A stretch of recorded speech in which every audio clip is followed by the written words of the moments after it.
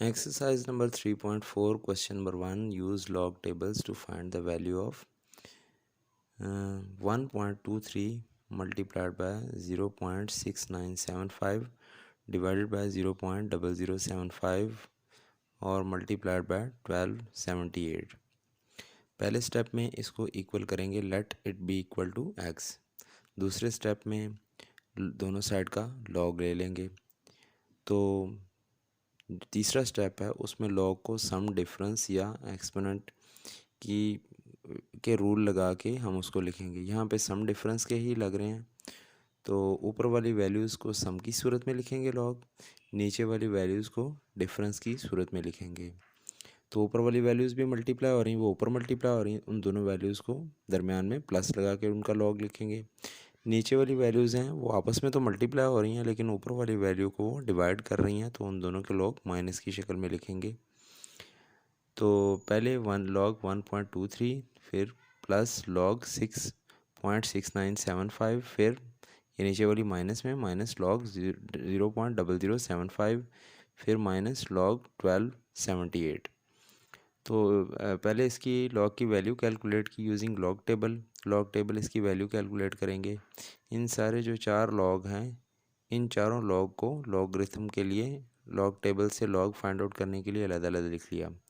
पहली वैल्यू है लॉग 1.23, और इसमें जहाँ पे पॉइंट आता है वहीं पे रेफरेंस पॉइंट है, क्योंकि वो पहले नॉन ज़ीरो सिग्निफिकेंट डिजिट के बाद ही रेफरेंस पॉइंट होता है, और वहीं पे डेसिमल पॉइंट है। तो इसका मतलब कि यहीं पे रेफरेंस पॉइंट है और वो यहीं पे डेसिमल पॉइंट है, तो करेक्टरिस्टिक ज़ीरो हो गई। अब सिग्निफिकेंट डिजिट्स जो कि इसके 3 डिजिट्स हैं, एक है 1, 2 और 3। 1, 2 को 3 में देखेंगे, तो लॉगरिथम का टेबल निकाला, उसमें 12 लेबल की रो है, उसको कॉलम 3 में देखेंगे कि कॉलम 3 में नीचे आते जाएं और 12 रो के आगे की तरफ आते जाएं, तो जो वैल्यू आएगी वो उसमें उसमें वैल्यू लिखी होगी 0899। तो इसको पॉइंट के साथ लिख देंगे, तो ये मेंटिसा होगा। पहले कैरेक्टरिस्टिक लिखेंगे, फिर मेंटिसा लिखेंगे, तो इस तरह से ये पहला लॉग इवेलुएट हो जाएगा। लॉग टेबल की मदद से दूसरा लॉग इवेलुएट करना, तो उसमें भी कैरेक्टरिस्टिक के लिए रेफरेंस पॉइंट को सबसे पहले मार्क करेंगे। रेफरेंस पॉइंट होता है बाएं तरफ से चेक करें, तो पहले नॉन ज़ीरो डिजिट के बाद रेफरेंस पॉइंट होता है। यहाँ पे पहला नॉन ज़ीरो 6 आ रहा है, इसके बाद रेफरेंस पॉइंट है। इस डेसिमल को देखना है कि ये रेफरेंस पॉइंट से कितना आगे या कितना पीछे है। तो ये डेसिमल पॉइंट जो है ये इस रेफरेंस पॉइंट से एक डिजिट पीछे है, तो करेक्टरिस्टिक 1 बार आएगी। सबसे पहले तो लॉग के लिए करेक्टरिस्टिक निकालनी होती है, जो हमने निकाल लिया है। अब मेंटिसा की बात करते हैं कि मेंटिसा कैसे निकालेंगे। मेंटिसा के लिए इसके जो 4 सिग्निफिकेंट डिजिट्स हैं उनको कैसे इस्तेमाल करेंगे। लॉग टेबल पहले आपने ओपन किया, उसमें 69 रो नंबर जो रो है जिसमें लेबल 69 है, उसमें आपने 7th कॉलम और 69 रो के जो इंटरसेक्शन पे वैल्यू आ रही है वो आपने दर्ज कर ली, जो कि है 8432। उसके बाद 69 रो में उसी से आगे बढ़ें, और मेन डिफरेंस कॉलम बने हुए हैं 1 से लेकर 9 तक, वो आपने column number 5 main differences column में रो लेबल 69 के सामने देखेंगे, तो वो वैल्यू दर्ज है 3। तो आपने इन दोनों को ऐड कर दिया तो आएगा 8435। इस वैल्यू को पॉइंट के साथ लिखेंगे तो ये मेंटिसा कहलाएगी। पहले करेक्टरिस्टिक 1 बार और फिर मेंटिसा ये लिख देंगे, तो ये आपके लॉग की वैल्यू आ गई। तीसरा लॉग जो यहाँ पे था लॉग 0.0075, उसमें सिग्निफिकेंट डिजिट्स तो 2 ही हैं, तो करेक्टरिस्टिक सबसे पहले देखेंगे। करेक्टरिस्टिक के लिए पहला सिग्निफिकेंट डिजिट 7 है, उसके आगे रेफरेंस पॉइंट लगा दिया। हम देखेंगे कि ये रेफरेंस पॉइंट से ये डेसिमल पॉइंट 3 डिजिट्स पीछे है, तो करेक्टरिस्टिक होगी 3 बार। अब मेंटिसा के लिए 75 को किस में देखना है, 75 के आगे कुछ भी नहीं लगा, तो फिर 75 को 0 में देखना होगा।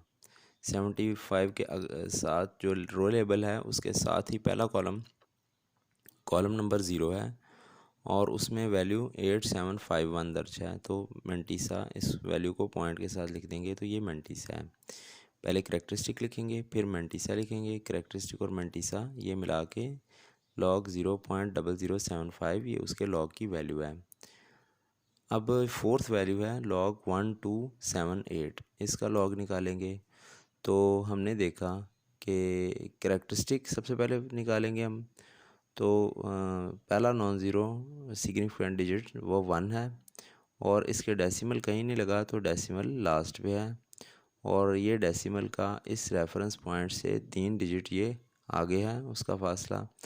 तो ये करेक्ट, चूँकि वो दाएं तरफ है उसका 3 डिजिट, तो करेक्टरिस्टिक 3 लग जाएगी। तो करेक्टरिस्टिक हमारे पास आ गई। मंटीसा के लिए हम 12 को देखेंगे।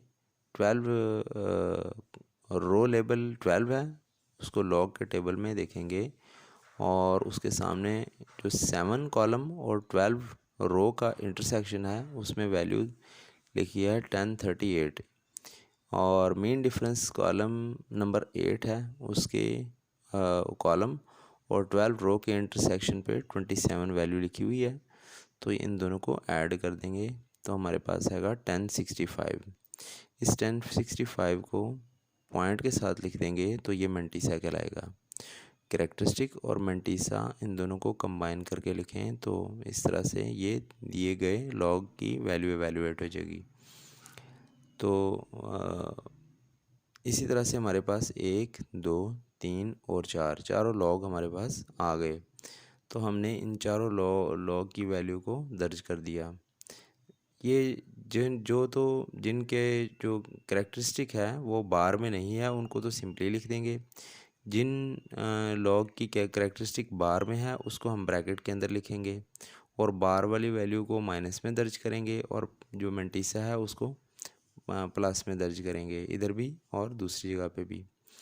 जहाँ पे प्लस लगा हुआ था वहाँ पे प्लस का साइन लगा देना, माइनस में माइनस का साइन लगा देना और बाकी वैल्यूज़ वैसे लिख देनी।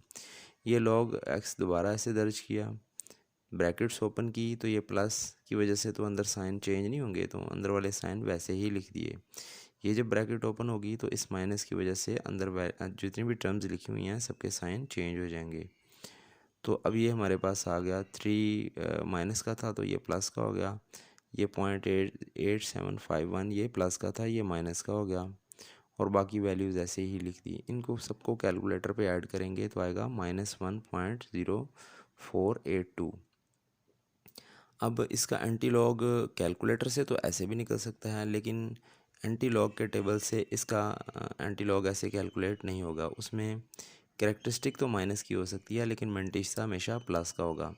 मंटीसा को प्लस का करने के लिए 1 से बड़ा नंबर यानी 2 ही इसमें ऐड किया और 2 ही सब्ट्रैक्ट किया। ये जो सब्ट्रैक्ट होने वाला 2 है इसको पहले लिख दिया और इन दोनों नंबरों को ऐड किया तो 0.9518 आ गया। अब ये हमारे पास मंटीसा आ गया जो कि पॉजिटिव है और करेक्टरिस्टिक नेगेटिव है। तो हम इसको इस शक्ल में लिखेंगे 2 बार 0.9518 जिसमें 2 बार करेक्टरिस्टिक है और 0.9518 मंटीसा है। उस साइड पे लॉग एक्स लिखा हुआ है तो लॉग इधर आ जाएगा तो वो बन जाएगा एंटी लॉग। अब हमने एंटी लॉग निकालना है, कैसे निकालेंगे? इसी वैल्यू को हमने लिखा x is equal to anti log 2 bar 0.9518 जबकि 2 बार करेक्टरिस्टिक है और 0.9518 ये मंटीसा है। हमने एंटी लॉग का टेबल देखा, एंटी लॉग के टेबल में 0.95 का रो लेबल है, उसको कॉलम 1 में यानी 0.95 और 1 कॉलम के इंटरसेक्शन के ऊपर वैल्यू 8933 लिखी हुई है, उसमें ऐड क्या करना है 0.95 को आपने 1 में देखा, 0.95 रो और 1 कॉलम के इंटरसेक्शन में वैल्यू 8933 है और 8 का मेन डिफरेंसेस कॉलम नंबर 8 उसमें आपने 0.95 के सामने मेन डिफरेंस कॉलम 8 की वैल्यू आपने नोट करनी है विच इज़ 16।